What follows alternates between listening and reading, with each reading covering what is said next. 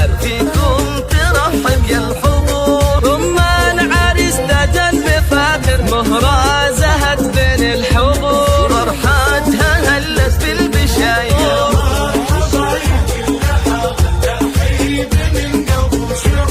بنت الشيوخ أهل المنابر جمالها يسمي النواض، والحفل فيها زاد نور، عالطيب فيها ما لا آخر، واخلاقها نبحل السهور. ومبروك يا أحلى العرايس جالك بأفراح وسرور.